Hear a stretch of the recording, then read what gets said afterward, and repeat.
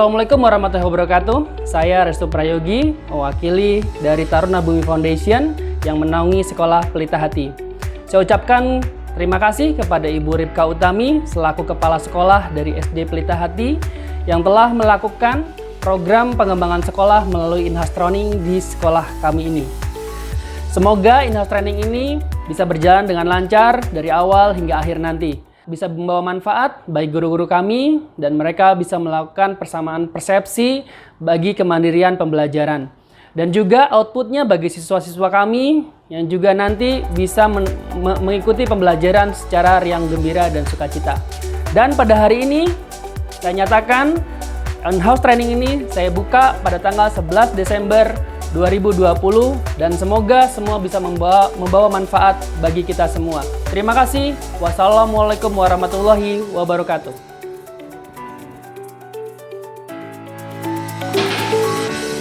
Selamat pagi semuanya.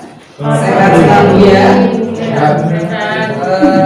Hari ini seperti yang sudah kita bicarakan kemarin, hari ini kita menindaklanjuti bahwa kegiatan utama kita hari ini adalah sharing dan diberikan informasi oleh narasumber kita tentang peningkatan kompetensi guru melalui in-house training untuk meningkatkan kemandirian siswa. Diharapkan dengan adanya kegiatan utama kita hari ini mengikuti in-house training ini, guru-guru semakin terampil, semakin mendapatkan wawasan dan inspirasi untuk membawa anak-anak semakin mandiri supaya sekolah kita semakin terlengkapi dengan guru-guru yang cakap di dalam membimbing anak-anak, mengarahkan anak-anak dan menginspirasi anak-anak untuk menjadi lebih mandiri. Dan hari ini di tengah-tengah kita ada narasumber yang sudah siap memberikan ilmunya kepada kita. Ya. Siapa Bapak namanya? Saya Lazarus Heomano. Nanti tentang diri saya akan perkenalkan pada saat saya sudah akan memberikan seminar secara langsung. Beliau salah satunya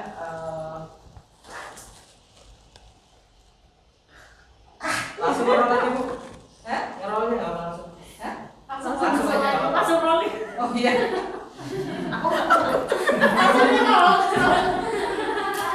Sudah kamu memperkenalkan diri. Oke.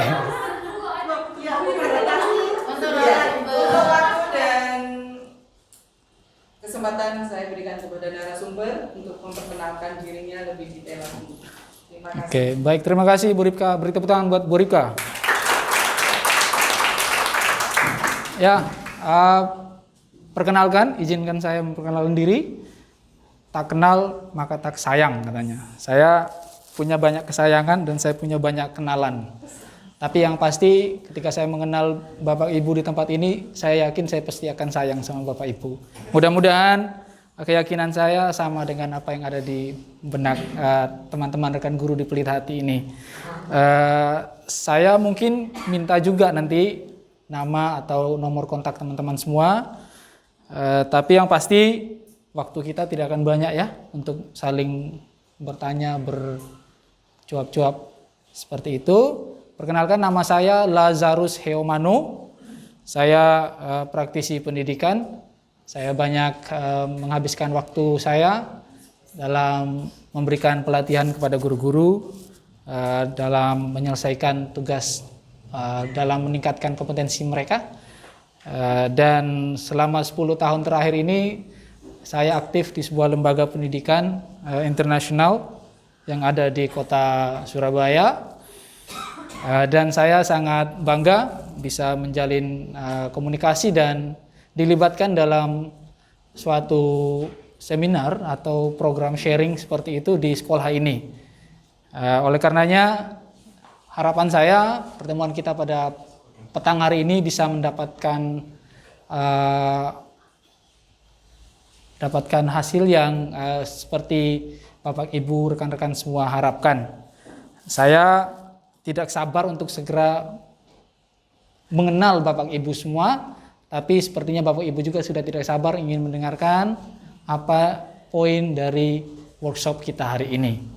Seperti yang sudah Bapak Ibu lihat, Tapi sepertinya pada masih kaku-kaku gitu ya. Oke, gini. Bapak Ibu guru ini pasti guru-guru yang sudah sangat familiar bagaimana membuat suasana pembelajaran itu menyenangkan.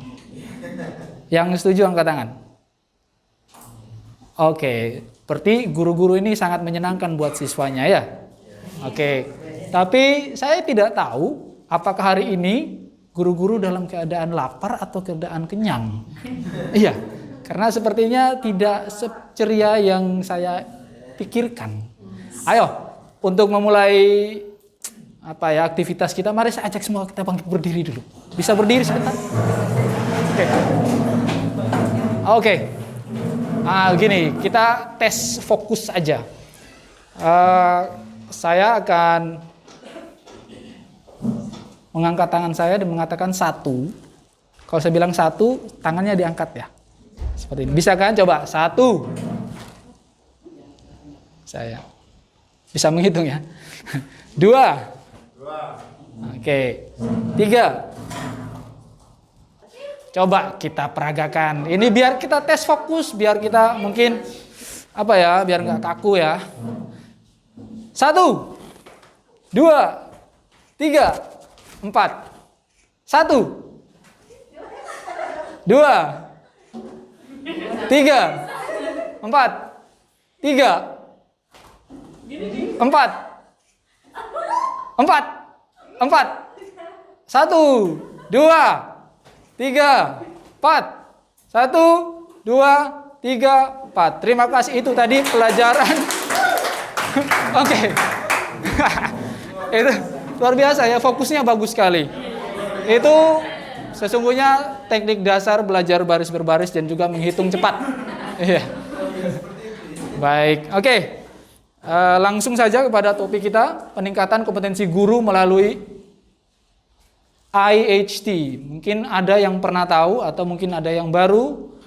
IHT itu singkatan dari in-house training untuk meningkatkan kemandirian siswa. Dari topik yang saya terima dari teman-teman panitia, mengatakan bahwa kita akan fokus kepada kompetensi guru, juga IHT atau IHT, dan kemandirian. Nanti saya akan membagikan beberapa pendapat para ahli mengenai apa sih sebenarnya kompetensi guru itu dan juga kemandirian.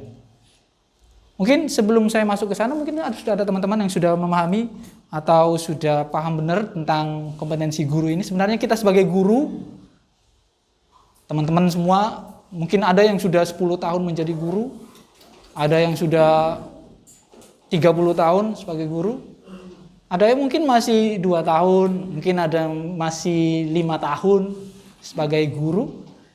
Pasti punya pemahaman, punya pengalaman tentang kompetensi itu apa.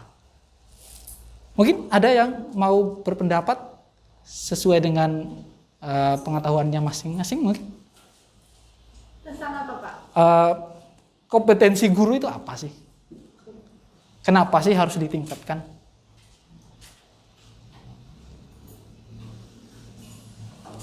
Masih malu-malu ya?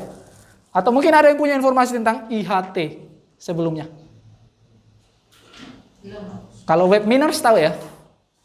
Webinars terus training online gitu tahu ya?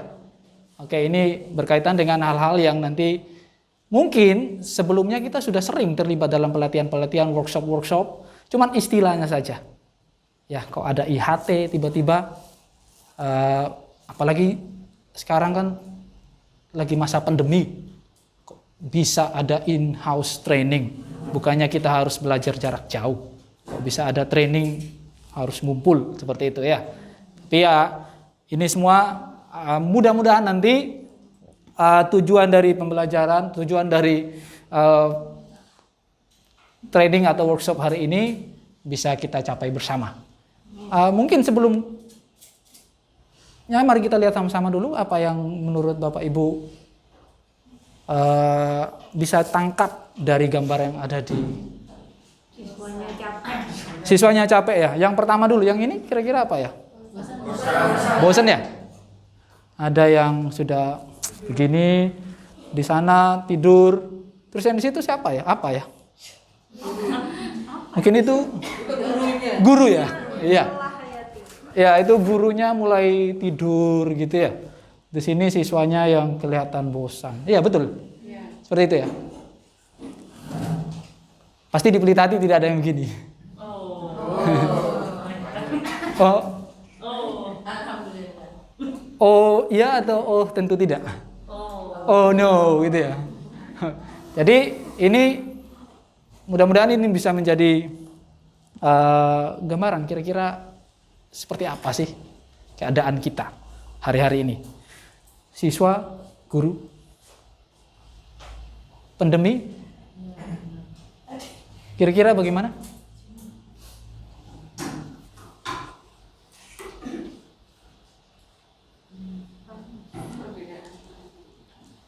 Apa yang ditangkap dari gambar ini? Ya. Kalau itu tatap muka langsung. Yang mana? Oke, tatap muka. Yang ini Gini? melalui media. Oke. Apa lagi? Pelajarannya. Perbedaan metode. Metode belajar. Yang di sini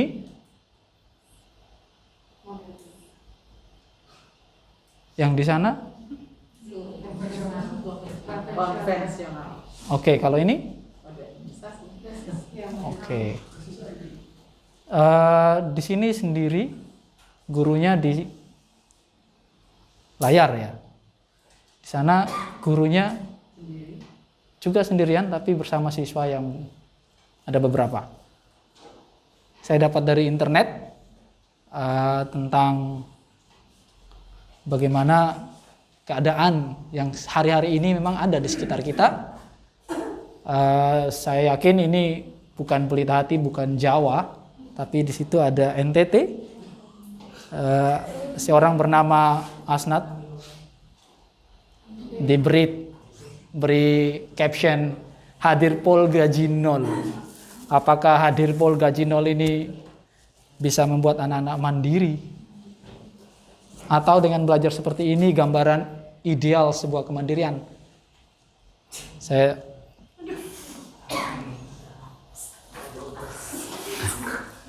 maaf.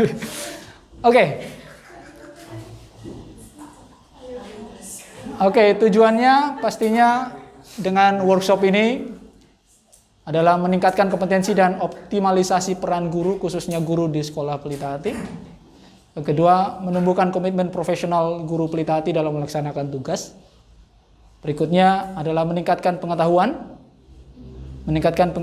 kemampuan dan keterampilan dalam pengelolaan pembelajaran yang menumbuhkan kemandirian siswa.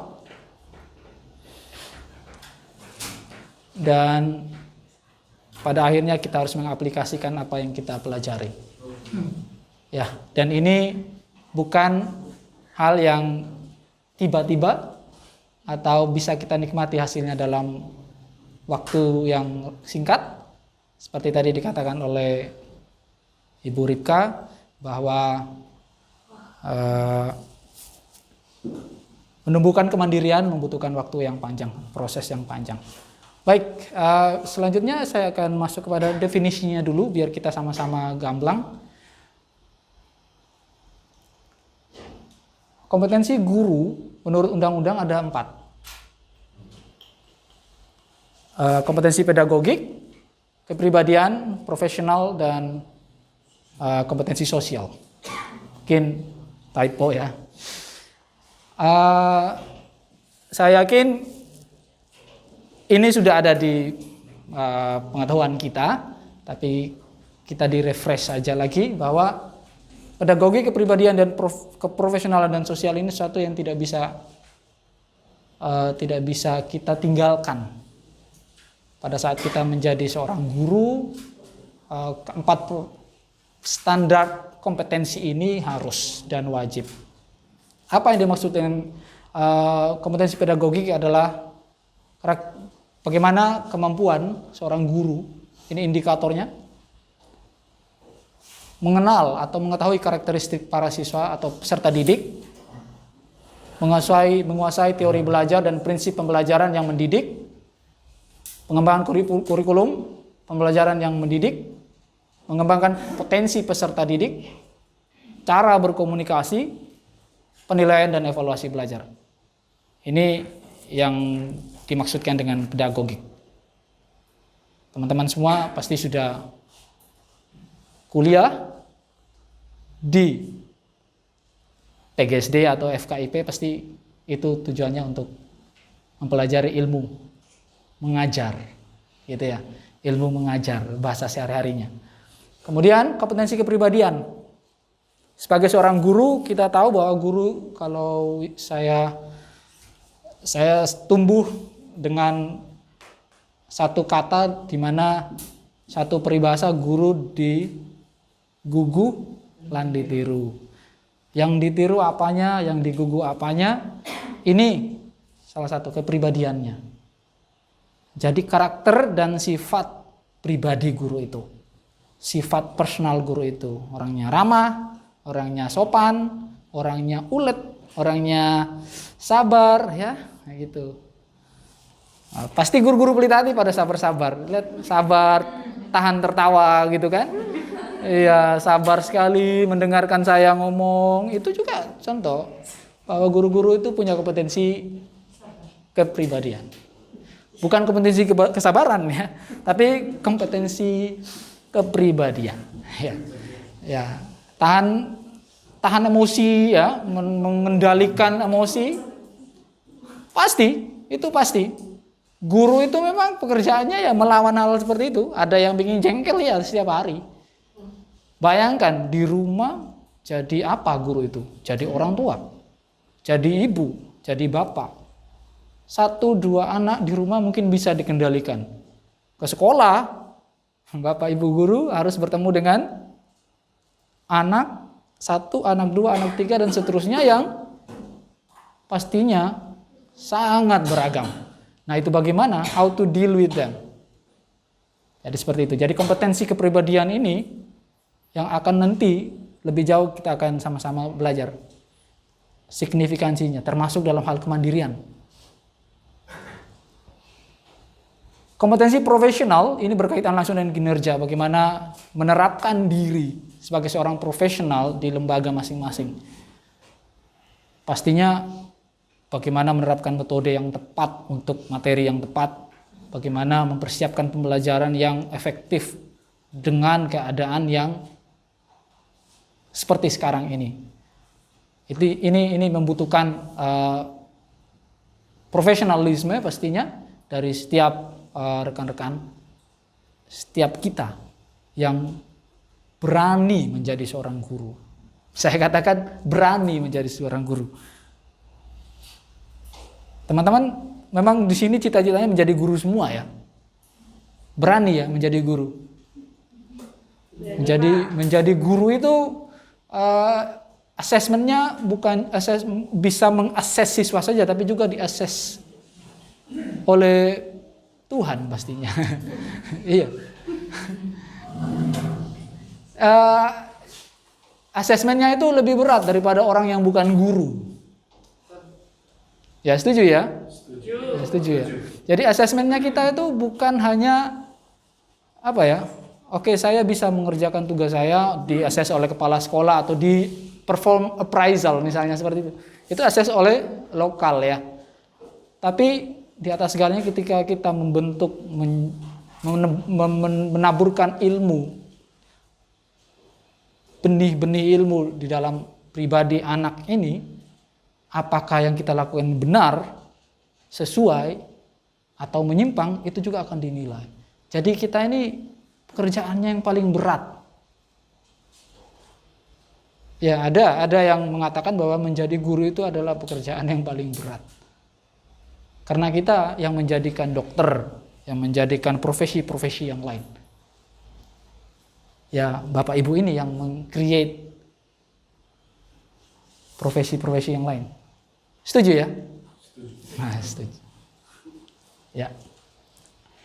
Kemudian ada kompetensi sosial yang mana ini berkaitan dengan kemampuan kita berinteraksi secara sosial di mana kita berada, kita di masyarakat, kita di lingkungan kerja, bagaimana kita memiliki kemampuan personal, interpersonal. Bagaimana kita membangun relasi dengan rekan, dengan pihak-pihak terkait di dalam menerapkan tugas profesi kita sebagai seorang guru. Saya pikir ini 4 hal yang sangat penting menjadi perhatian kita pada sore hari ini, karena untuk menggali atau mencari cara-cara meningkatkan kemandirian, ini harus diawali dari guru yang kompeten. Jadi kompetensi kita menjadi tadi di judul pertama, meningkatkan kompetensi. Jadi tidak diawali dengan meningkatkan kemandirian, tapi meningkatkan kemampuan kompetensi guru. Jadi ini yang nanti sama-sama kita akan terus berulang kali bertemu dengan kata-kata kompetensi. Berikut IHT. Kalau webinars mungkin terjadi di dalam virtual ya. Mungkin sekarang teman-teman sini sudah pengalaman sekali, tiba-tiba masa pandemi kok banyak sekali webinar. Sebelumnya sudah ada, cuman tidak seintens sekarang. IHT ini adalah kegiatan yang diselenggarakan oleh sebuah sekolah. Sekolah itu mendatangkan trainer yang diyakini cocok atau dapat berbagi informasi atau solusi tentang keadaan atau permasalahan yang dihadapi di dalam sekolah tersebut. Misalnya di sekolah Pelita Hati ini dirasa bahwa kemandirian itu menjadi hal yang masih kurang. Ya. Jadi apa yang membuat anak-anak sekolahnya belum mandiri misalnya? Hipotesanya adalah kemampuan guru yang harus ditingkatkan. Makanya harus ditingkatkan kompetensi gurunya sehingga kemandirian tadi bisa tercapai. Nah, apakah ini benar? Nanti kita lihat bagaimana pendapat para ahli tentang kemandirian itu sendiri. Kata mandiri dari kata dasar diri, awalan ke, akhiran an, membentuk suatu kata keadaan atau kata benda. Kemandirian berasal dari kata diri. Pembahasan mengenai kemandirian tidak dapat dilepaskan dari pembahasan diri itu sendiri, yang dalam konsep Carl Rogers disebut bahwa istilah self, kata self itu merupakan inti dari kemandirian. Sejalan dengan apa yang dikatakan Ali dan Asrori dalam bukunya tentang kemandirian. Nah, dalam kamus psikologi, kemandirian berasal dari kata independence, yang artinya sebagai suatu kondisi di mana seorang tidak tergantung pada orang lain, tidak tergantung kepada orang lain dalam menentukan keputusan dan adanya sikap percaya diri. Mungkin yang perlu menjadi perhatian adalah tidak tergantung dan percaya diri. Ya, itu yang harus digarisbawahi. Menurut kamus psikologi bisa diakses ya di Google.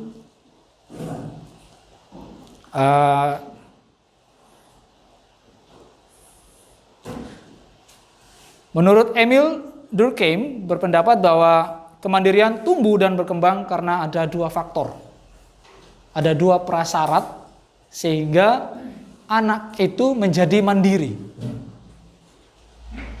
Oke, ada 2 faktor menurut Emil agar mandiri itu bisa terjadi, ya, bisa berkembang, bisa tumbuh. Yang pertama, disiplin. Yang kedua, komitmen terhadap kelompok.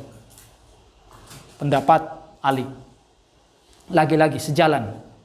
Ali ini adalah peneliti yang lebih banyak menulis tentang buku-buku yang bernafaskan Islam ya. Jadi ada dari Barat, ada dari Asia seperti itu. Jadi kurang lebih kita lihat sini ada kata lain lagi. Tadi ada independen ya, tidak tergantung. Terus ada rasa percaya diri, di sini ada disiplin dan ada komitmen terhadap kelompok. Jadi tanpa kedisiplinan tidak ada kemandirian. Itu kira-kira seperti itu. Kalau tidak disiplin, tidak mandiri. Kalau tidak komit, juga tidak mandiri. Jadi komitmen terhadap kelompok.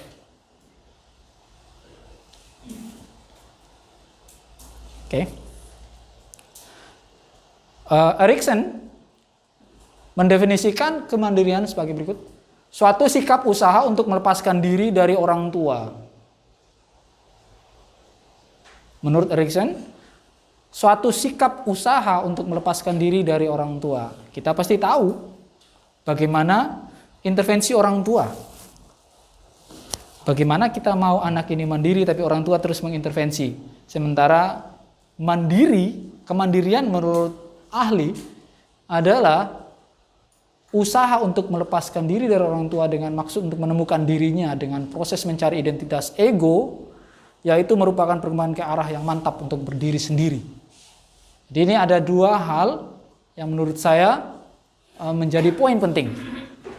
Ada usaha, tapi di tengah usaha itu ada intervensi. Nah, di sini menjadi penting, menjadi pengetahuan bagi kita untuk nanti kita introspek, untuk kita mereview kembali bagaimana praktis yang kita lakukan selama ini, bagaimana para bapak ibu guru ini melihat, mulai memikirkan, oh ini si A ada usaha, tapi ada tantangan. Nah, seperti itu.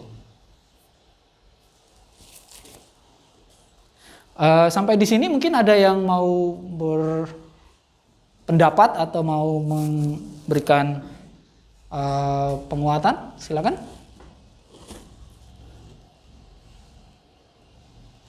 Belum Pak. Belum ya? Masih siap melanjutkan? Siap ya? Oke, setuju ya kalau kita lanjutkan sekarang? Atau kita lanjutkan besok? Ya. Saya mohon permisi, saya boleh minum ya?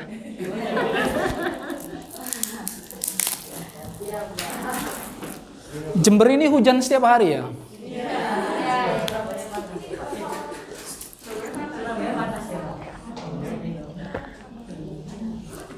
Di Surabaya gimana, Pak? Hujan ya? Waktu saya kesini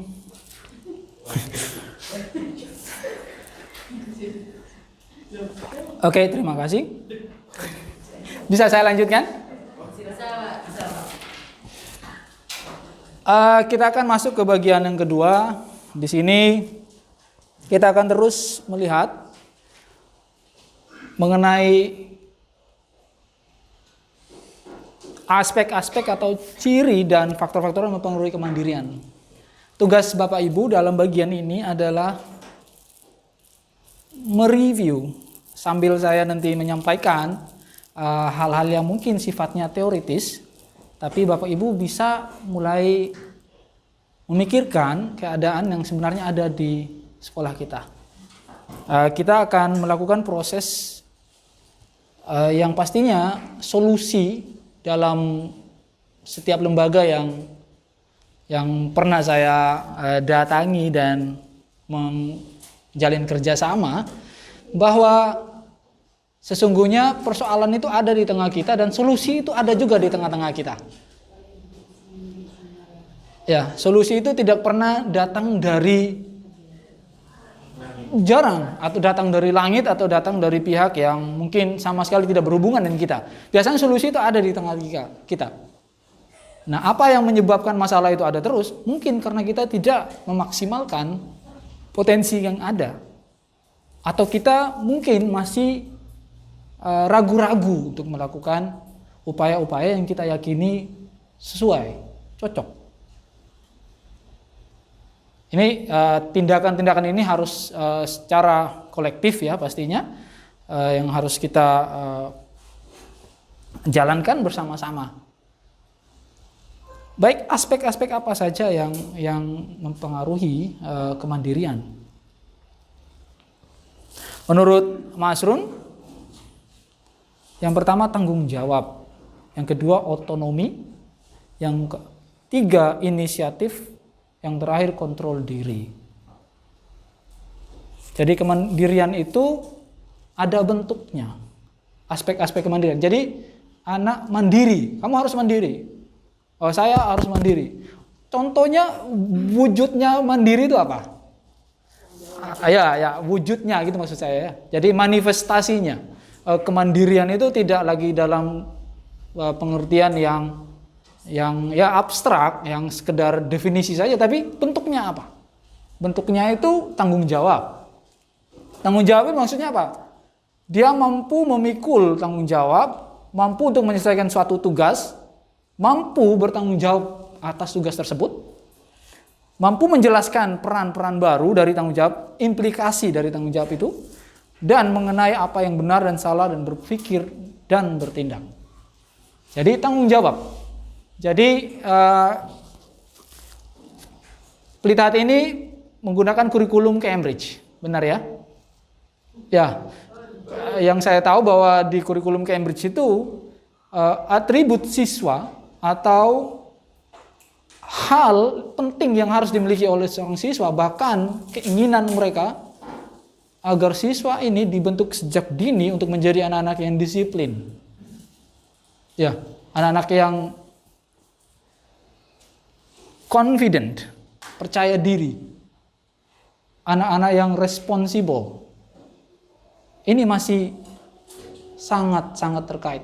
Jadi saya pikir para ahli pemikir-pemikir ulung itu mereka sudah sangat memahami kenapa, apa penting atau dasar. Jadi ketika kita mengatakan bahwa sekolah kita success and excellence, kita harus kembali mereview sekarang. Makanya tadi saya katakan sambil saya menyampaikan, Bapak Ibu bisa mereview kembali apakah indikator success and excellence itu bisa atau sudah terlihat dari anak-anak kita dalam aspek kemandirian tadi. Kemandiriannya tidak berdiri sendiri, dia punya wujud, tanggung jawab, otonomi, tunjukkan mengerjakan tugas sendiri. Mengerjakan tugas sendiri. Ini saya harap tidak dibenturkan dengan pendekatan yang mana ada kolaboratif. Jadi ada collaborative learning yang mana ada anak yang harus memang berkolaborasi dengan lingkungan. Ini bukan hal yang kontradiktif ya. Otonomi mengerjakan tugas sendiri, satu kondisi yang ditunjukkan dengan tindakan dilakukan atas kehendak sendiri dan bukan orang lain, tidak tergantung kepada orang lain, dan memiliki rasa percaya diri dan kemampuan mengurus diri sendiri.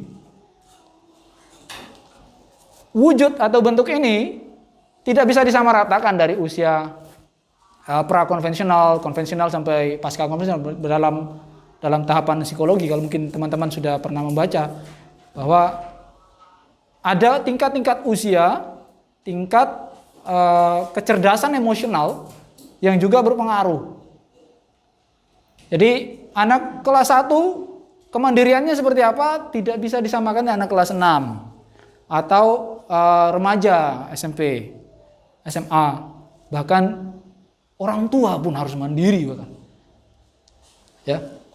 Di sini ada otonomi, kemudian ada inisiatif. Inisiatif ditunjukkan dengan kemampuan berpikir dan bertindak secara kreatif. Mandiri ternyata bukan cuma nama bank ya, maaf, sorry. Jadi mandiri ini ternyata ada inisiatifnya untuk menunjukkan kalau kita mandiri. Teman-teman atau rekan-rekan guru punya anak yang diyakini mandiri di dalam kelasnya masing-masing? Ada ya? Kira-kira punya inisiatif nggak anak itu? Ada ya? Dia punya inisiatif dan mau mengerjakan sendiri nggak? Senang nggak dia kalau dibantu sama gurunya? Kalau gurunya tiba-tiba datang dan ingin memberi pendapat, apa dia langsung merubah yang dia sudah kerjakan? Biasanya mereka akan mempertahankan pendapatnya dulu. Karena dia merasa dia bisa. Ini bentuk-bentuk anak-anak yang menuju kemandirian tadi. Kemudian dia kontrol diri yang kuat ditunjukkan dengan pengendalian tindakan dan emosi, mampu mengatasi masalah dan kemampuan melihat sudut pandang orang lain. Ya, seperti itu. Aspek-aspek kemandirian yang pastinya ada dalam bentuk yang tidak abstrak lagi. Kita bisa melihat sekarang, mulai merenungkan kembali bagaimana keadaan di kelas-kelas Bapak Ibu masing-masing. Ciri-cirinya, menurut Mustafa, mampu menentukan nasib sendiri. Mungkin ini kalau masih kecil, belum. Tapi ketika dia sudah beranjak dewasa, apakah anak-anak ini mereka masih bergantung kepada orang tuanya? Kemudian mampu mengendalikan diri, bertanggung jawab, kreatif dan inisiatif. Intisarinya masih sama. Ciri dan wujud-wujudnya ini masih sama. Masih saling berkaitan. Jadi ada yang sering muncul di sini bahwa ada kata-kata tanggung jawab, ada kata-kata menentukan lebih secara mandiri, independen seperti itu. Kemudian kemampuan mengambil keputusan untuk mengatasi masalahnya sendiri, problem solving. Jadi di sini bukan hal yang baru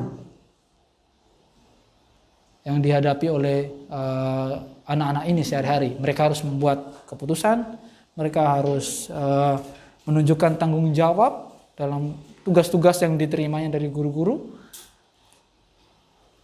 Ada yang mulai nampak, ada yang mungkin belum nampak. Ya. Berikut ada hal-hal yang menarik. Menurut Bapak Ibu mungkin ada yang tahu faktor-faktor yang mempengaruhi kemandirian itu apa saja? Lingkungan. Oh, tingkat usia ya. Tingkat usia, betul sekali. Ada lingkungan. Oke, apa lagi?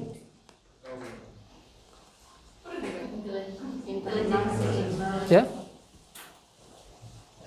Apa kecerdasan termasuk juga?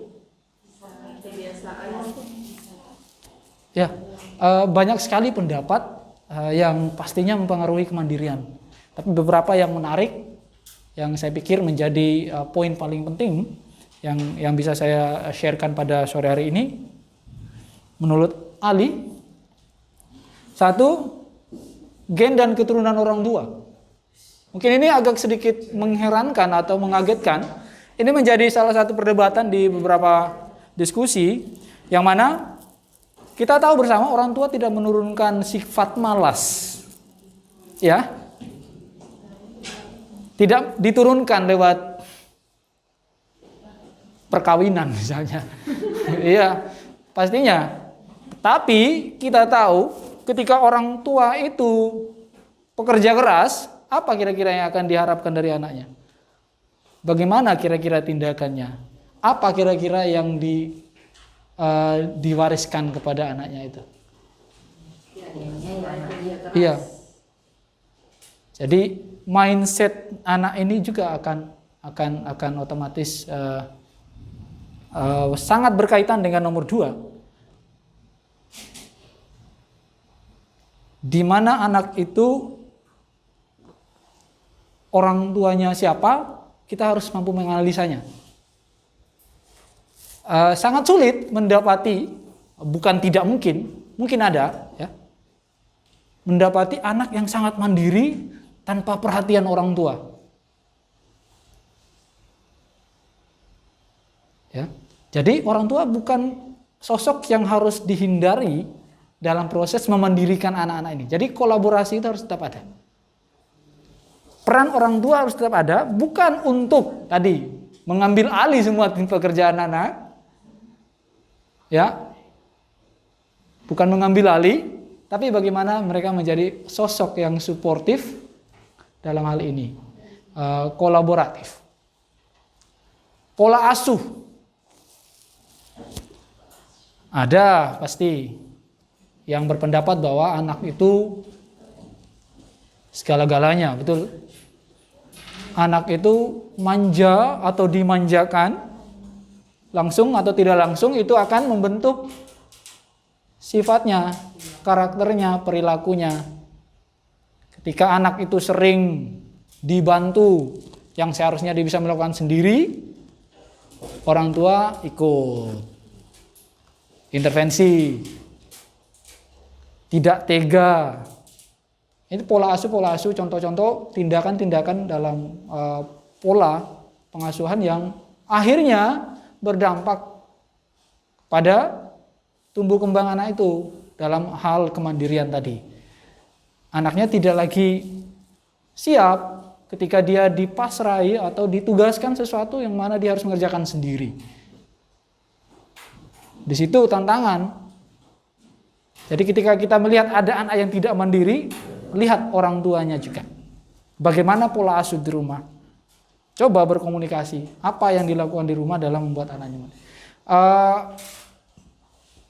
Ada beberapa sistem atau trik-trik yang mana terapi dalam membuat anak-anak ini mandiri.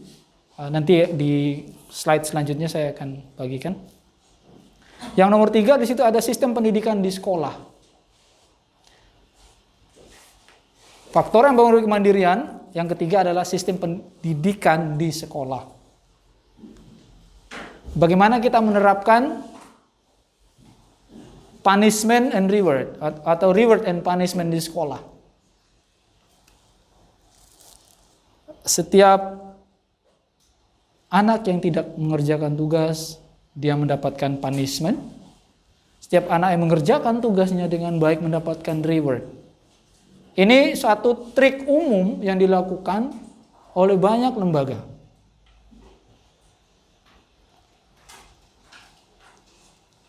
Apakah sistem pendidikan kita, pola komunikasi kita juga menerapkan hal-hal seperti ini? Apakah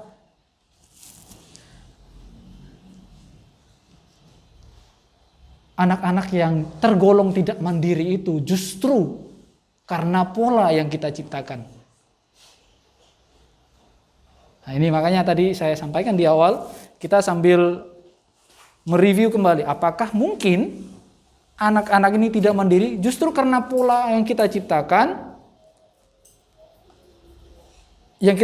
mungkin dengan sadar atau tidak sadar. Mungkin karena kita meyakini ini cara yang tepat tapi ternyata tidak. Atau kita meyakini bahwa ini sesuatu yang tidak tepat tapi kita terus melakukannya. Nah, itu yang harus kita review kembali. Bahwa pada akhirnya sistem pendidikan itu secara normatif tidak ada yang buruk, tapi dalam pelaksanaannya ada individu-individu yaitu guru. Bapak Ibu guru mungkin punya pengetahuan yang sedikit berbeda dari teman-teman yang lain. Penindakan yang dilakukan oleh satu guru mungkin berbeda dari guru yang lainnya. Guru kelas 1 mempraktekkan praktek yang seperti ini misalnya. Kalau salah nggak apa-apa, masih belajar, nggak apa-apa. Apakah ini akan terus konsisten seperti itu atau nanti ketika berubah anak ini naik kelas misalnya, dia punya guru yang punya pendekatan yang berbeda. Kira-kira apa yang dibangun di sini? Akan ada kebingungan. Kalau di kelas 3 anak ini diberi hukuman kalau tidak mengerjakan tugas.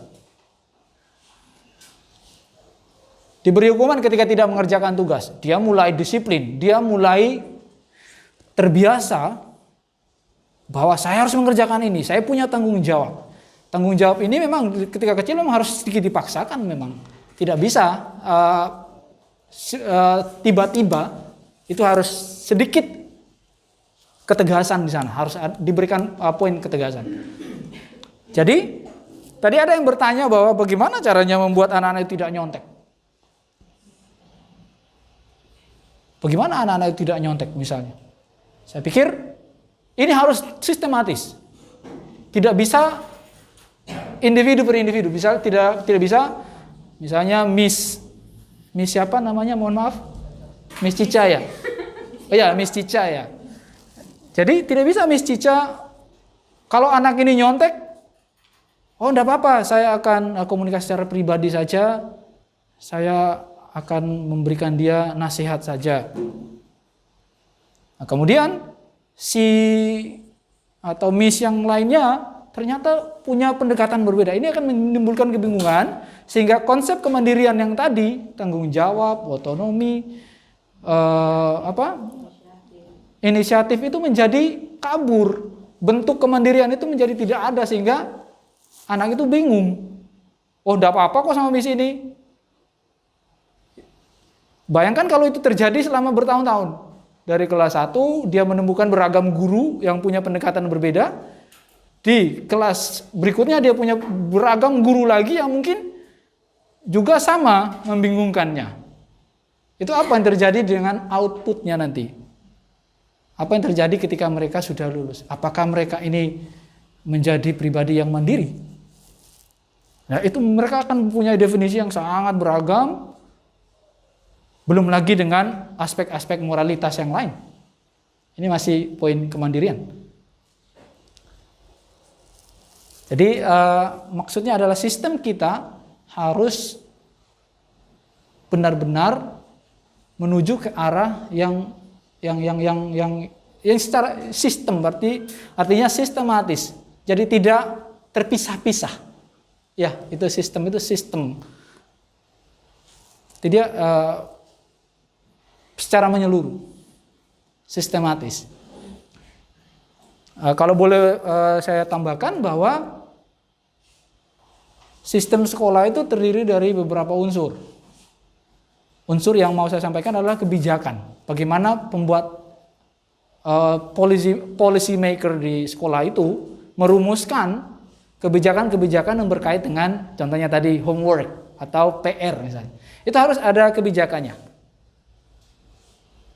Untuk menjadi mandiri, menjadi tanggung jawab, menjadi disiplin, itu harus diramu dalam satu bentuk yang real buat keseragaman. Jadi pemahaman guru A, B, dan C sama. Oh, kalau nyontek, ini caranya. Oh, kalau speak bahasa Indonesia, ini solusinya. Jadi ada yang namanya kebijakan PR, kebijakan bahasa, ada lagi kebijakan kesehatan. Sekarang kan pandemi, ini harus sama ini kebijakannya. Itu ditentukan atau dibuat secara seksama oleh pemangku pimpinan, berkolaborasi dengan guru-guru yang pastinya sudah berpengalaman. Jadi satu kesatuan sistem. Kemudian anak yang mandiri atau tidak, kita lihat juga bagaimana sistem kehidupan di masyarakatnya. Si A dari keluarga yang mana? Si A ini dari perumahan yang mana misalnya? Si A ini ada di desa yang mana? Kalau di Jawa, anak itu berangkat sekolah sendirian, mungkin ada ya di pinggiran ya. Itu kan mandiri ya. Dia kalau di Pelitahati bagaimana? Apakah mereka masih diantar oleh orang tuanya? Iya. Masih diantar orang tuanya. Apakah mungkin anak itu berangkat sendiri ke sekolah? Belum ada, Pak. Belum ya? Tapi apakah Bapak Ibu yakin suatu saat anak itu bisa berangkat sendiri walaupun dia masih SD? Ada beberapa yang dekat. Ada ya? Artinya anak itu mau tidak berangkat sendiri? Pernah bertanya kepada anaknya? Ya. Saya tidak hendak membenturkan ini tentang aspek keamanan atau keselamatan dan sebagainya, tapi yang pastinya ini menjadi hal yang saling terkait. Bagaimana anak itu dibiasakan untuk pola-pola hidup yang mandiri atau tidak. Kalau di luar Jawa, kita sangat biasa melihat ada anak kecil usia SD kelas 1 jalan kaki berangkat ke sekolah membawa buku 2-3, itu sangat biasa. Berjalan cukup jauh. Apakah mereka tidak mungkin diserang orang? Apakah mereka tidak mungkin ditabrak kendaraan? Apakah mereka tidak mungkin diserang binatang buas di jalan? Itu mungkin, tapi ada pola. Sistem kehidupan masyarakatnya berbeda. Ya, makanya nanti ketika kita mengingat-ingat kembali, berpikir tentang apa yang ada di sekolah ini, apakah situasi di rumah yang mungkin memiliki 10 pembantu, 6 pembantu, 5 pembantu, 3 sopir, 4 sopir, ini akan mendukung arah ke kemandirian tadi atau justru sebaliknya. Ya kan? Ya, ini sudah kelihatan manggut-manggut. Apakah ini artinya setuju atau ya? Nah, setuju ya? Setuju ya? Oke, jadi sistem kehidupan di masyarakat, di keluarganya, itu juga ikut andil menjadi faktor yang sangat mempengaruhi kemandirian. Ya ada pasti di sekolah Bapak Ibu yang anaknya mandiri sekali, berangkat sendiri, mungkin karena rumahnya dekat, dia berjalan sendiri. Ya ini memang tidak bisa kita secara sederhana menganggap bahwa yang diantar oleh orang tua tidak mandiri, yang berangkat sendiri itu mandiri, tidak seperti itu. Tapi kita lihat apa saja tindakan-tindakan di seputar anak itu, di sekeliling anak itu yang kemungkinan tadi tidak ada inisiatif, tidak tanggung jawab, tidak disiplin. Ada enggak? Kalau iya, berarti ini jelas berdampak. Faktor ini sangat dominan. Cukup banyak ya di lembaga-lembaga yang seperti ini, bahwa anak itu bahkan tasnya sekalipun dibawakan oleh neninya. Iya kan? Sopirnya bawakan kotak makannya, trolinya atau tasnya dibawakan oleh membantu, oleh neni, seperti itu menjadikan anak-anak yang manja. Dan itu terbawa pada saat mengerjakan tugas. Mungkin sekarang kan tugasnya pembelajaran daring, pembelajaran online, penugasan juga online. Kira-kira siapa yang mengerjakan di rumah? Kita tidak tahu. Anak-anak yang terbiasa mandiri di sekolah, lambat laun bisa juga terkikis kemandiriannya karena tidak ada lagi tadi sistem pendidikan di sekolah itu tidak bisa kita terapkan secara penuh. Ya, bagaimana kita mendisiplinkan anak tidak bisa kita terapkan. Jadi otomatis nilai-nilai kemandirian itu berkurang. Mereka akan ada ketergantungan, mereka akan ada kebiasaan yang baru yang terbentuk di rumah, menyepelekan. Karena betapapun kita berusaha disiplin, wong gurunya jauh, gak apa-apa. Saya bisa pura-pura matikan video, saya bisa pura-pura frozen, ya, tiba-tiba koneksi buruk dan saya aman. Itu ada. Kalaupun saya nyontek, masa gurunya tahu nggak tahu kalau saya nyontek? Bahkan mengakali nilai pun bisa, supaya tidak kelihatan nyontek. Gimana caranya? Ya, ini hal-hal yang sudah agak bergeser, tapi faktor-faktor ini menjadi faktor yang menentukan. Tadi ada yang menyebutkan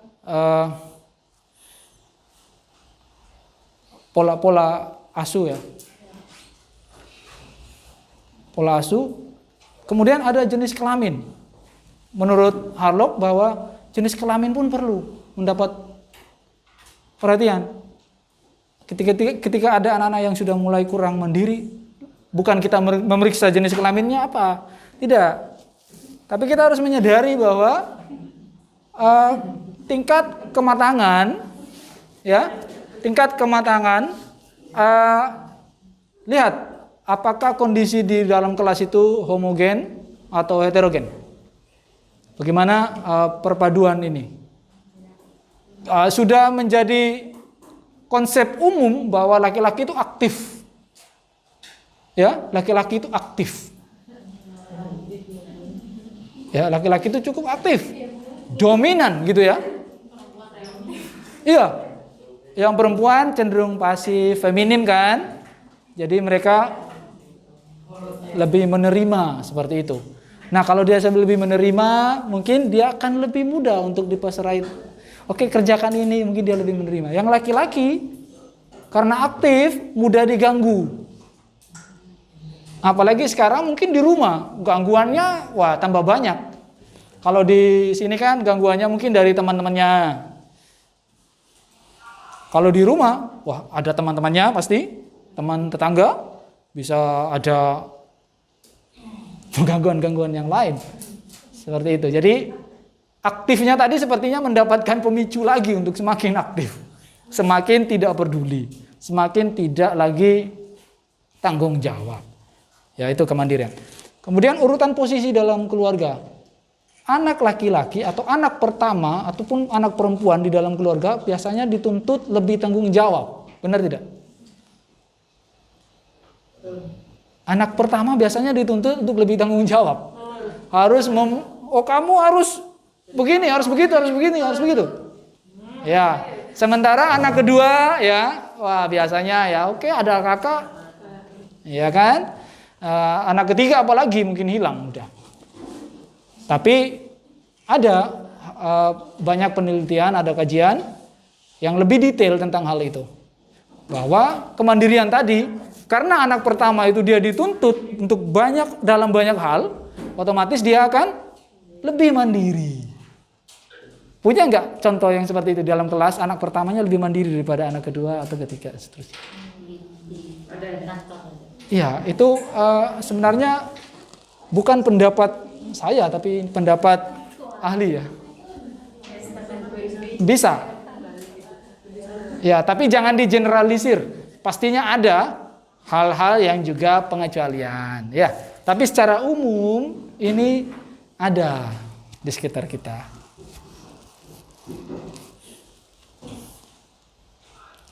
Oke. Mungkin ini teman-teman saya beri kesempatan untuk berbagi tentang keadaan di sekolah Pelita Hati. Bagaimana potret kemandirian berkaitan dengan kompetensi guru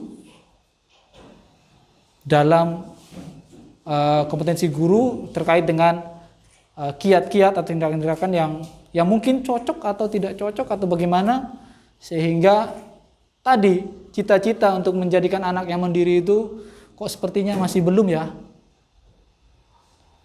Mungkin teman-teman mau memberikan pendapat, silakan. Atau men-share biar saya juga tahu seperti apa sih Pelita Hati. Mungkin anaknya ada berapa orang dalam kelas, yang mandiri berapa, yang masih belum mandiri berapa orang, begitu. Mungkin Miss siapa ya? Yang ganteng di belakang yang pakai kopiah siapa ya? Bisa berdiri, mungkin perkenalkan diri dong biar saya tidak ngomong sendiri. Ya, nama saya Ali Ridwan. Saya guru PAI. Oke, bisa bagaimana sih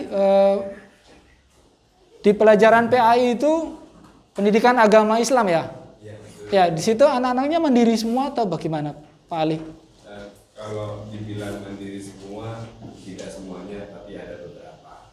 Yang mandiri atau yang tidak mandiri? Yang mandiri sebagian, yang tidak mandiri juga banyak. Oke. Pak Ali tahu kalau anak itu mandiri atau tidak mandiri dari hal apanya? Kalau di agama itu yang pandemi, mereka melaksanakan ibadah tanpa sudah. Di rumah juga sama kayaknya, di kelihatan juga ada kumpulan tugas-tugas agama. Oh, jadi sudah otomatis ya. Yang tidak mandiri ada ya? Yang tidak mandiri ada. Apa yang dilakukan Mr. Ali untuk anak-anak yang tidak mandiri itu? Sementara ini yang saya lakukan adalah lebih kepada melihat kegiatan waktu di pembelajaran. sekarang karena memang mengamatinya agak susah. Mengamatinya agak susah. Untuk khususnya yang kelas kecil, kalau yang kelas besar itu sudah kelihatan siapa-siapa yang mandiri dan siapa-siapa yang masih perlu dimandirikan. Oke, mereka mengerjakan tugasnya ya.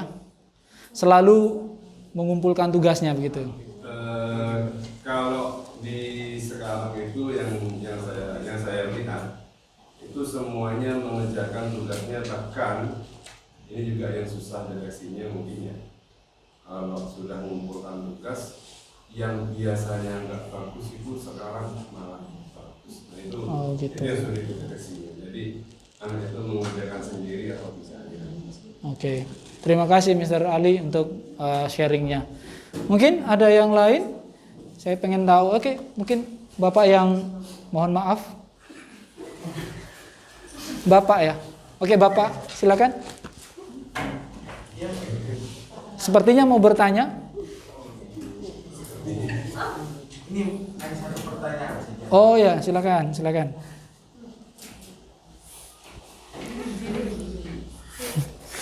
Sudah. Tadi nama saya Engki, Pak. Engki. Dari NTT. Engki. Oh. Yang tadi itu. Oh ya. Ya silakan Pak Engki. Pak Engki guru apa? Saya guru agama Katolik. Kamu Katolik ya. Iya silakan. Bagaimana mungkin saya minta trik khusus dari atau masukan dari Bapak sendiri selaku trainer dunia pendidikan, karena sudah selama 10 tahun Bapak menjelajah dunia pendidikan itu sendiri, tentunya Bapak punya banyak pengalaman tentang bagaimana kita menekankan kedisiplinan untuk meningkatkan kemandirian anak-anak. Sedangkan anak-anak itu adalah salah satu pribadi yang terus dinamis, berubah dari waktu ke waktu. Ya. Terima Sudah? kasih Bapak, mohon masukan. Oke. Pertanyaan pertama ya, mungkin ada pertanyaan kedua? Hanya satu itu aja. Satu ya. Oke, baik. Kembali lagi tadi intisari pertanyaannya adalah bagaimana meningkatkan kedisiplinan. Bagaimana meningkatkan kedisiplinan menuju kemandirian seperti itu ya. Oke. Jadi seperti yang tadi, disiplin itu tidak bisa dikerjakan dengan satu effort. Ini harus berulang-ulang. Benar bahwa anak ini dia pribadi yang dinamis. Disiplin itu berkaitan erat dengan konsistensi. Jadi tidak bisa saya hari ini bangun pagi, disiplin. Besoknya bangun telat. Itu tidak konsisten, tidak disiplin. Seperti contoh yang saya sampaikan tadi bahwa bagaimana bisa kita memandirikan anak ketika kita punya beragam pendekatan yang bisa membingungkan anak itu. Akhirnya dia gambaran tentang bagaimana menjadi disiplin, yang artinya juga disiplin itu adalah rupa, salah satu rupa dari kemandirian tadi. Jadi tidak bisa dipisahkan. Tidak bisa ketika seorang guru punya pendekatan yang berbeda, mendisiplinkan anak di kelas A misalnya. Ketika anak ini berpindah ke kelas berikutnya, tekniknya jadi sepertinya reward and punishment itu berbeda. Itu membuat anak itu punya kehilangan gambaran. Jadi disiplin itu memang harus konsisten. Makanya untuk menjaga agar ini konsisten, sekolah harus punya satu sistem policy, sistem kebijakan yang seragam bagi semua. Sehingga masuk kelas harus sekian, jam sekian. Kalau telat, apa konsekuensinya? Itu harus sama. Itu yang namanya kebijakan. Dan kebijakan itu tidak baku ya. Itu bisa diupdate secara periodik. Ketika itu sudah tercapai, kita akan menuju ke next level. Jadi saya yakin ketika itu dilakukan secara konsisten, berulang-ulang, itu akan menjadi kebiasaan. Nah, kebiasaan yang terus-menerus dilakukan akan menjadi habit. Nah, ini nanti akan membentuk budaya disiplin akan tercipta. Jadi tidak tiba-tiba 1 minggu disiplin. Wah, ini anak Pelita Hati disiplin karena semuanya datang tepat waktu. 1 hari tapi. Di hari berikutnya apa akan sama? Apa tindakannya masih sama? Apakah evaluasi terhadap anak-anak yang tidak disiplin itu sama kita lakukan? Atau kita justru kendor? Awalnya kita disiplin, anaknya seperti ini. Ditindak dengan cara, misalnya kalau dia terlambat 3 kali dia dipulangkan misalnya. Anak itu dipulangkan. Apakah kita akan melakukan hal yang sama secara konsisten? Ketika itu sudah tercapai, apakah kita akan stagnan di sana? Tidak. Sejalan dengan tadi dinamis. Itu sebuah dinamika. Anak itu bertumbuh secara emosional, secara fisik juga, ya, pemahamannya akan lingkungan juga semakin bertumbuh sehingga apa? Kita tidak bisa tipu-tipu lagi. Ya, stop tipu-tipu.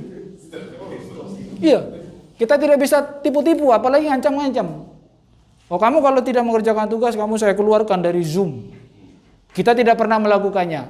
Kita sudah menjadi contoh yang tidak baik.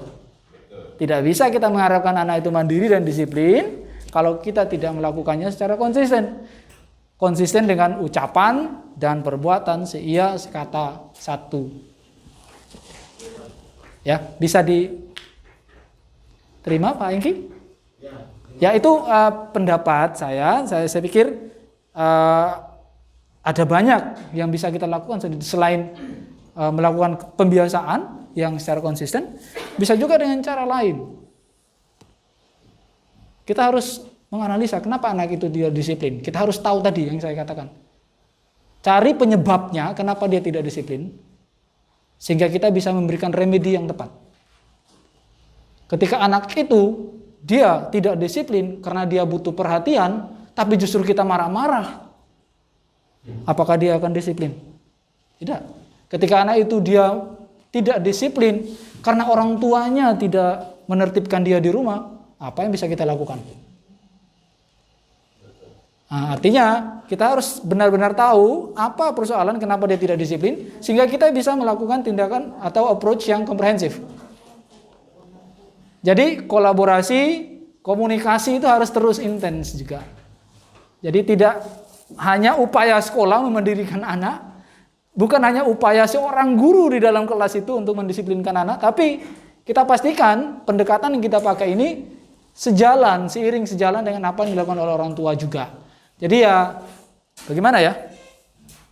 Kalau di sekolah ada anak yang tiba-tiba sangat disiplin, sangat baik, sangat ramah di sekolah, tapi sebaliknya di rumah. Ada juga yang di sekolah sangat di luar kendali, tapi ternyata di rumah dia baik. Apa yang terjadi sebenarnya? Nah, pastinya kita tidak mau yang seperti itu kan jadi seperti alter ego gitu ya, berkepribadian ganda. Kita mau melihat anak-anak yang real.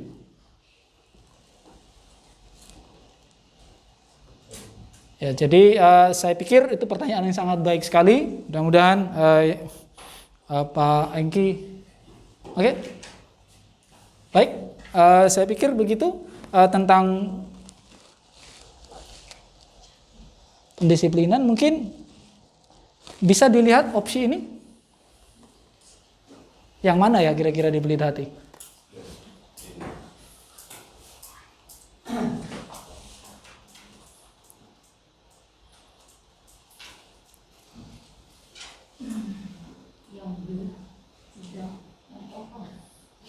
Yang lainnya. Oke. Ya. Saya tidak sedang mengarahkan kepada jawaban tertentu, tapi yang pasti Bapak Ibu guru punya pemahaman, punya keyakinan masing-masing bahwa kemandirian atau kompetensi kita sebagai guru itu menjadi poin penting dalam peningkatan kualitas pendidikan. maupun kualitas pribadi anak-anak kita yang akan menjadi lulusan, merepresentasikan sekolah, merepresentasikan keluarganya, bahkan mereka akan keluar dari sekolah ini menunjukkan jati dirinya, apakah dia sebagai orang yang mandiri, orang yang dibekali dengan kemandirian atau tidak. Seperti itu. Bisa saja anak-anak itu nanti menjadi kebanggaan kita, atau justru sebaliknya. Ya. Oke, kita masuk ke bagian ketiga, kemudian belajar dan manfaatnya bagi siswa. Saya sedikit mandiri dan manfaatnya. Ketika anak-anak itu mandiri dalam belajar, ini akan ditunjukkan dalam a shift in responsibility from teacher to pupil. Mungkin teman-teman familiar dengan tutor sebaya ya. Jadi ketika anak-anak sudah mandiri, ini nanti akhirnya. Jadi peran kita akan sedikit berganti, ada shift ya. Jadi ketika anak itu mandiri, justru guru itu akan sangat terbantu. Sebelum mereka mandiri, guru pasti harus kerja keras. Tapi ketika anak sudah mandiri, anak itu bisa menggantikan beberapa atau memainkan peran yang lebih di dalam pembelajaran. Dan di situ teachers enabling and supporting independent learning. Jadi ketika kita memiliki siswa-siswa yang sudah mandiri dalam pembelajaran, di situ otomatis siswa yang mandiri masuk pada siswa yang belajar mandiri. Pembelajaran yang mandiri. Kemudian yang pasti ada keyakinan. Tidak akan sulit untuk memberikan motivasi, tidak akan sulit untuk memberikan masukan kepada anak-anak yang sudah mandiri. Jadi makanya mandiri ini sangat penting sekali. Sangat penting sekali. Anak-anak yang mandiri, otomatis anak yang tanggung jawab, anak yang percaya diri akan memberikan vibes yang sangat positif di dalam proses pembelajaran itu sendiri. Jadi hubungan atau relasi antara guru dan siswa itu menjadi sangat luar biasa.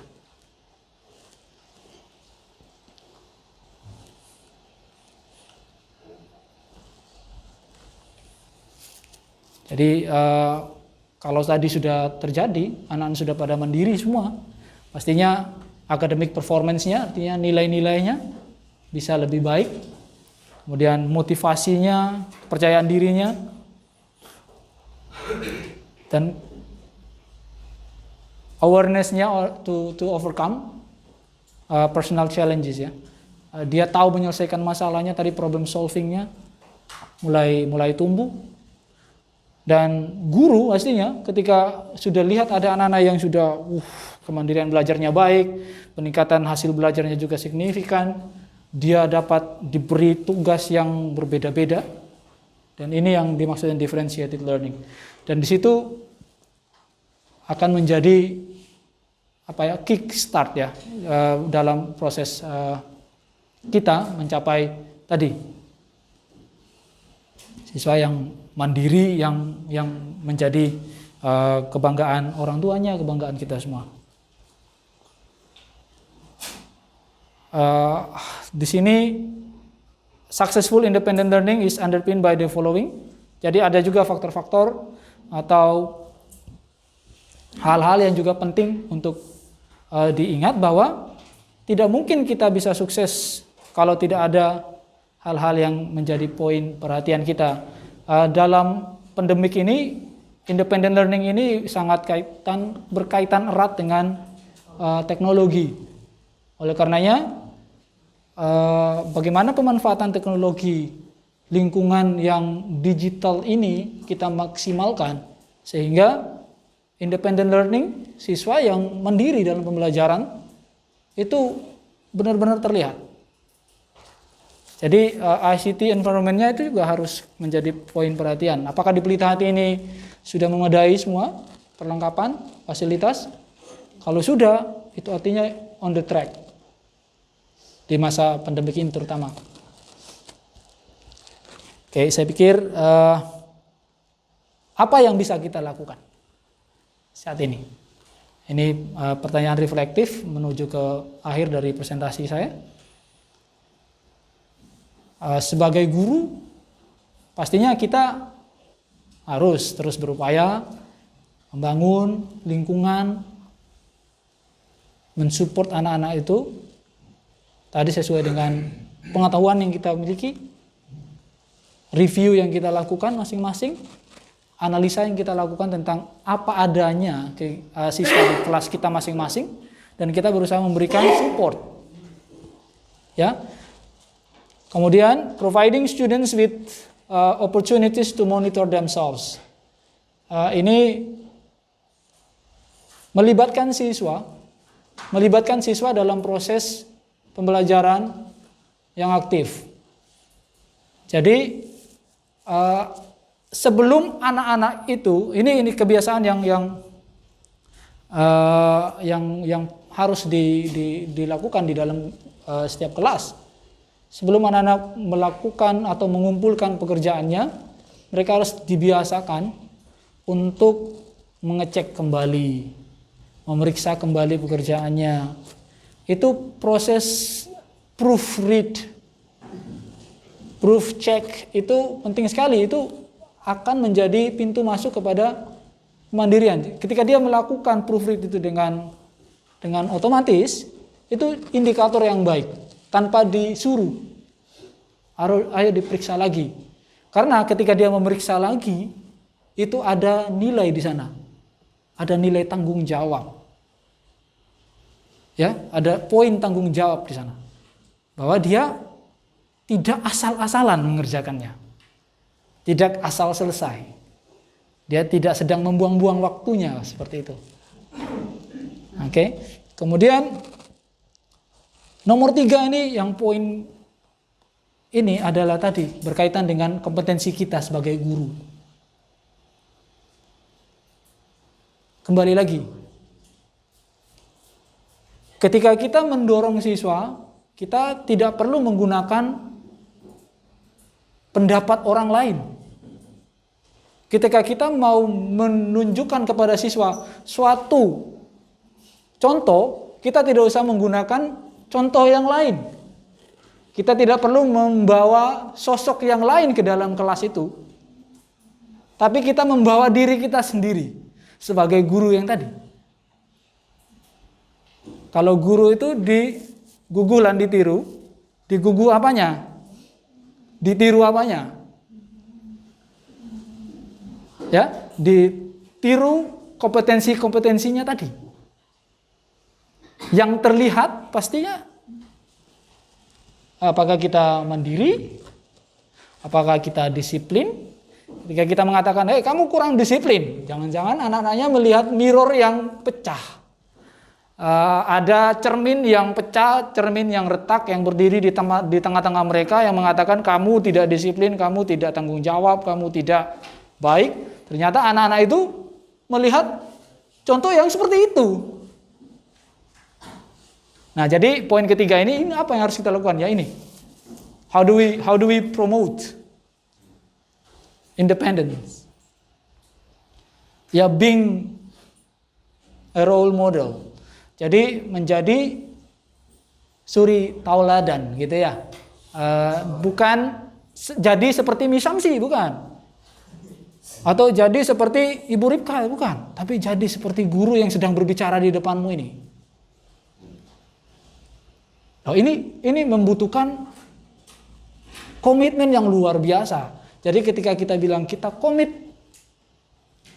meningkatkan komitmen kita sebagai guru di lembaga ini, meningkatkan pengetahuan kita, di saat yang sama kita dituntut untuk mempraktekannya. Jadi tujuan tadi di awal ada 4, katakan bahwa kita mau meningkatkan itu. Ya. Meningkatkan kompetensi kita. Jadi ketika nomor 4 ini, nomor 3 ini, encouraging pupils to model their behaviors on teachers. Jadi ketika saya harus mengumpulkan tugas on time, apakah tugas dari guru yang datang juga on time? Jangan gurunya juga sering telat ke kelas gitu kan? Nah, itu akan sulit kita. Unfair. Ya pasti menjadi tantangan tersendiri. Ya orang tidak ada yang luput dari kesalahan, betul? Betul. Ya, yang sempurna itu cuma 3. Ya Tuhan, terus keluarga sampurna dan rokok sampurna. Cuma ada 3. Ya. Ya. Jadi saya pikir yang sempurna tidak ada ya, tidak ada sosok yang sempurna di dunia ini. Oleh karenanya, lagi-lagi, mari kita sama-sama, teman-teman bisa mengevaluasi diri sendiri, bisa melihat lagi apakah yang kita lakukan selama ini sudah cocok atau belum. Apakah anak-anak itu selama ini melihat contoh yang tepat atau contoh yang kurang tepat. Apakah anak-anak selama ini bingung dengan sistem yang kita lakukan di sekolah ini? Apakah anak-anak selama ini tidak punya gambaran yang tepat tentang bagaimana menjadi mandiri itu? Ataukah mereka hanya berpikir, oh menjadi mandiri itu ketika saya bisa pakai baju sendiri saja. Tapi lupa, mungkin melepaskan bajunya juga perlu kemandirian. Ya kan? Apakah mandiri itu hanya sebatas bisa mengerjakan PR sendiri? Tapi dia tidak mandiri dalam hal-hal yang lain. Itu butuh evaluasi, butuh analisis, dan usaha bersama. Salah satu yang sering dilakukan juga adalah memberikan feedback. Dari tahapan demi tahapan itu harus dipastikan tidak ada yang terlewati. Ketika anak-anak memberikan tugas, kita memberikan tugas kepada anak-anak, harus ada feedbacknya. Jadi tidak ada tugas yang asal ada tugas. Itu hanya akan menumbuhkan ketidakmandirian. Iya, karena kalau dia tidak mengerjakan tidak ada apa-apa juga, nggak apa-apa. Jangan sampai ada tugas, oke kamu kerjakan, iya, kalau nggak kerjakan juga nggak apa-apa. Itu yang memberikan kesan bahwa, oh, berarti guru ini tidak punya gambaran apa tujuan dari yang dia sedang kerjakan. Jangan sampai kita salah dalam memberikan tugas-tugas. Di dalam diskusi-diskusi bolehlah. Tapi kalau tugas, pastikan tugas itu bertujuan dan harus ada feedback. Harus ada feedback yang meningkatkan kepercayaan diri. Ya, harus mengarah kepada feedback yang meningkatkan kepercayaan diri. Bagi pimpinan sekolah pastinya pendekatannya harus menyeluruh. Sekolah harus juga berkomitmen untuk terus mendukung guru-gurunya, meningkatkan kompetensinya melalui berbagai workshop, training, referensi yang memadai sehingga guru-guru itu terus terpacu melihat kembali metode-metode yang kekinian mungkin yang terbarukan sehingga tadi kondisi yang dinamis yang berkembang di tengah anak-anak pun bisa tercover. Study support by enabling students to voluntarily choose their own activity. Jadi kemandirian siswa harus juga menjadi poin penting di sini. Caranya yaitu dengan memberikan kebebasan kepada anak-anak untuk memilih aktivitas-aktivitas yang bisa menumbuhkan kemandirian.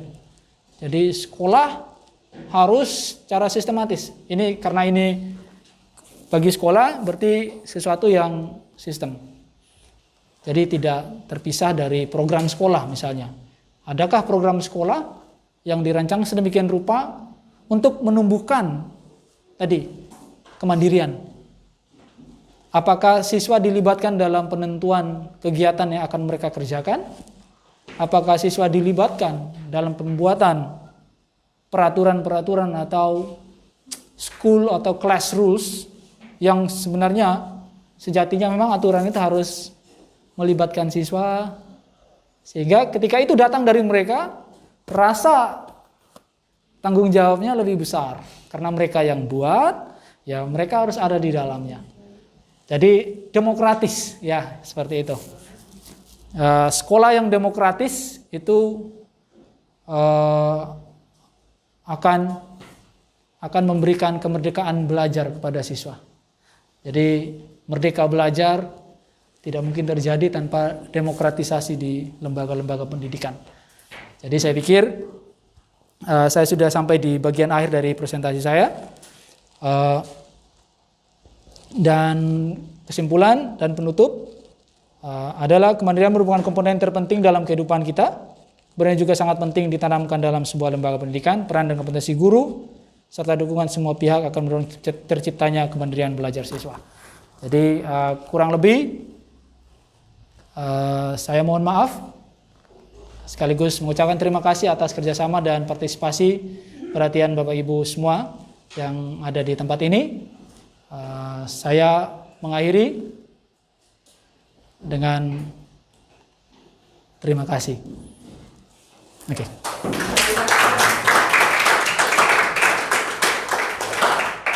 Terima kasih Pak. Sarus Yobano yang sudah memberikan materinya kepada kita semua, dan harapan saya dengan apa yang sudah dipaparkan tadi, kita bisa mengevaluasi diri, merefleksi diri, dan nantinya bisa menindaklanjuti hal-hal yang masih kurang kita lakukan atau masih belum, sehingga tujuan untuk meningkatnya kemandirian anak-anak itu dimulai dari kita. Dimulai dari kita, anak-anak mandiri, dan tadi ada satu hal yang disampaikan, sekolah yang demokrasi, ya, sehingga akan menciptakan yang namanya student well-being. Nah, itu harapannya sekolah yang merdeka di dalam